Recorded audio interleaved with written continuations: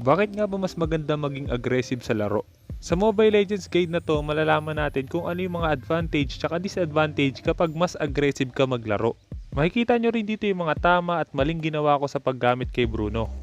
Sa mga gusto sumali sa ating giveaway, hit nyo lang yung like, share at subscribe. Tapos i-comment nyo yung ID number nyo tsaka in-game name. Tapos skin or hero na worth 500 diamonds. At ang pinaka-importante, dapat matapos nyo yung bawat video. Bubunot ako ng 4 na mananalo at i-announce ko yun every first week of the month. Kaya kung hindi ka pa nakasubscribe, hit mo na yung subscribe pati yung notification bell. Okay, let's go!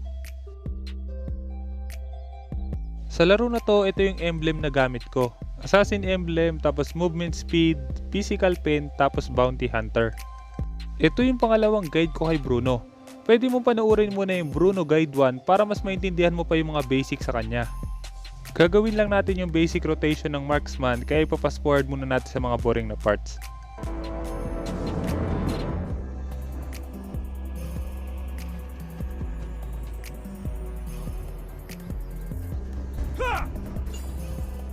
Hey, very nice kick. Give me the ball. Ha! Yeah! Huh. I'm on top of the world. Ha! Ha! Ha! Oh, sorry. Ha! Ha! Ha! Unang advantage kapag magiging aggressive kayo, mas mahihirapan makapag-farm yung kalaban nyo. Kung mapapansin nyo, hindi kami nagtatago sa likod ng creeps namin. Hanggat maaari, inaabantehan namin yung harit para hindi siya makapag-farm agad. Maganda yon para hintayin niya pa yung minions na umabot sa tower niya bago siya makapag-farm. Maliban doon, hindi rin siya agad makakapag-rotate or makaka-backup sa mga kakampi niya kasi kiniklear niya pa yung lane minions. Sunod, mas bababa rin yung farm niya kasi pwede niyong kunin yung mga jungle creeps nila. Mapapansin nyo, mas mataas na yung level namin tapos mas mataas pa yung gold namin. Ibig sabihin, pwede na namin siyang patayin kapag umabante siya sa lane o kaya nahuli namin siya.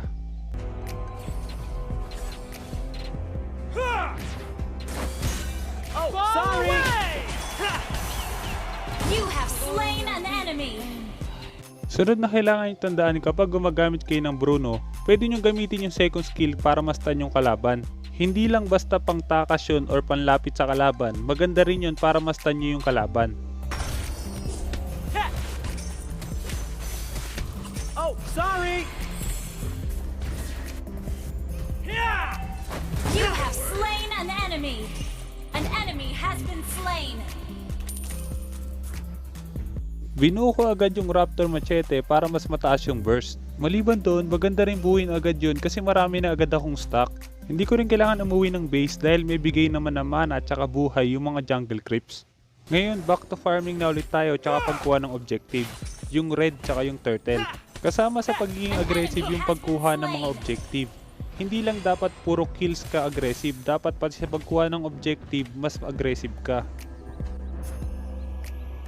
Turtle resurrecting soon. Woohoo! You feel that? Ha! Ha! I'm on top of the world! Ha! Ha! Ha! Ah! Ha! Ha! An ally has slain the turtle.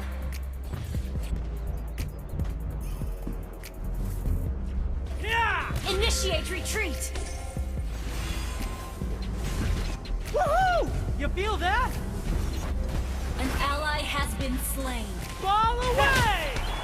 An enemy has been slain. Killing spree. Ha! Double kill. An ally has been slain. Ah!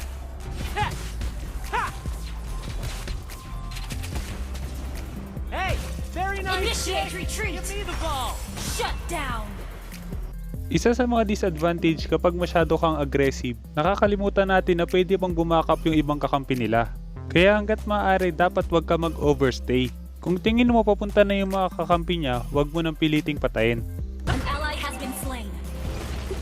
An enemy has been slain. Ah! Request backup. You feel that? Sunod na kailangan yung tandaan, hindi dapat kayo natataranta kapag nahuli kayo ng kalaban. Mas madali nyo mapapatay yung mga kalaban kung alam nyo kung paano sila i-counter. katulad ng mangyayari dito sa Xborg. Your team destroyed a turret. I'm on top of the world! An enemy has been slain. Kailangan nyo lang tandaan sa Xborg, kapag wala na siyang passive, ibig sabihin hindi na siya makakapag-ultimate. At kung matatanggal nyo agad yung passive na yun, kahit mag-ultimate siya, hindi na ganun palaki yung damage nun. Hindi lang sa Xborg, pati sa ibang hero. Kung alam nyo kung paano gamitin yung mga hero na yon at alam nyo kung paano sila counterin, mas madali nyo silang maiisahan. Your team destroyed a turret.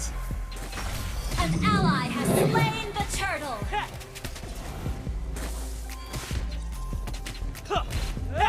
An enemy has been slain. Hey, very nice kick! Bago natin ituloy yung video, gusto ko munang i-shoutout sina Devil, Johans Mendoza at RJ Briones. Kung sinong unang tatlong magko-comment sa bawat video, siya ang i-shoutout ko next video. Kaya kung hindi ka pa nakasubscribe, hit mo na yung subscribe pati yung notification bell. Hey, give me the ball!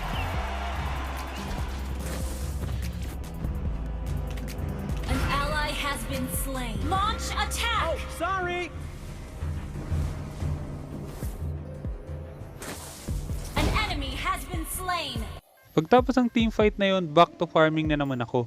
Kailangan nyo tandaan, kahit gaano kalaki yung lamang nyo, importante pa rin na makapag-farm kayo. Huwag nyong hahayaan na makahabol sa farm yung mga kalaban nyo. An ally has been slain.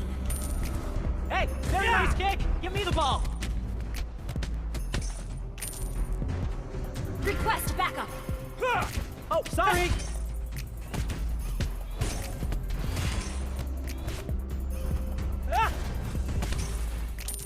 Woohoo! You feel that? Ha! I'm on top of the world! Huh. Oh, sorry! Ha! Ah! Woohoo! You feel that? Yeah! Turtle resurrecting. Sa teamfight na to, napakagandang set ang gagawin ng Tigreal.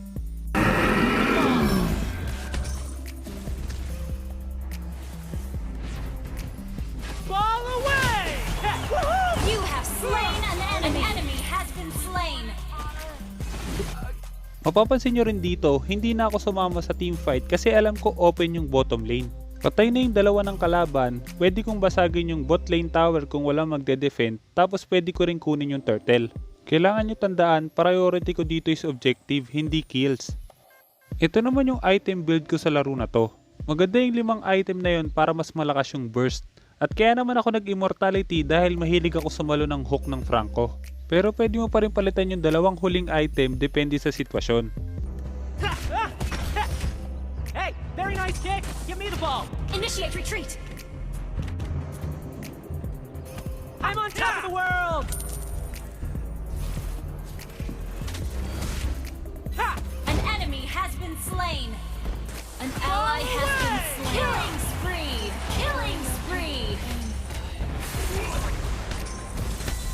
Double kill. Yeah! Oh, sorry! Malaki na yung lamang namin sa laro na to, so ang kailangan na lang namin gawin is kumuha ng mga objective. Your team destroyed a turret.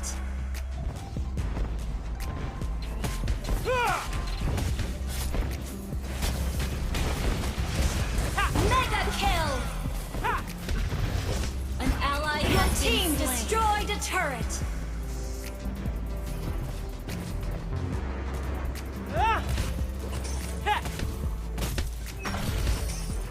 I'm on top of the world! Yeah! Ha! Ball away!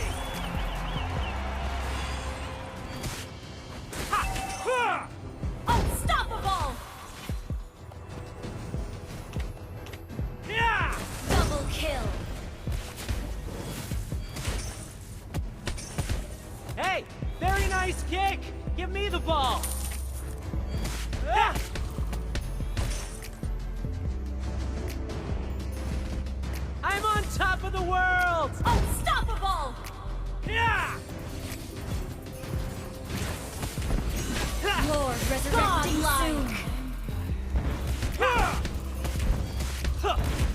You destroyed a turret.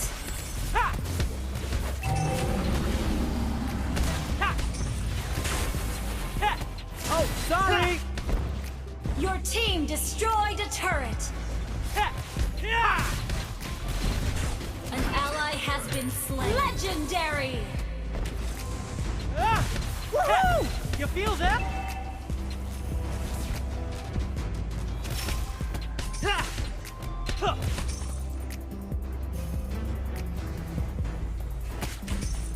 I'm on top of the world! Launch attack! Monster Fall kill! away! Legendary! You feel that? Double kill!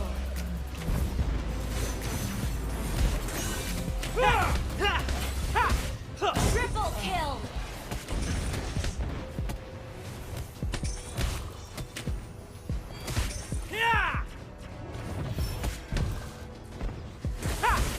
I'm on top of the world! Fall away! Legendary! Your team destroyed a turret! Sana marami ka natutunan sa guide na to. At kung meron kang guide na gusto mo ipagawa, i-comment mo lang sa baba at susubukan kong gumawa ng guide tungkol doon.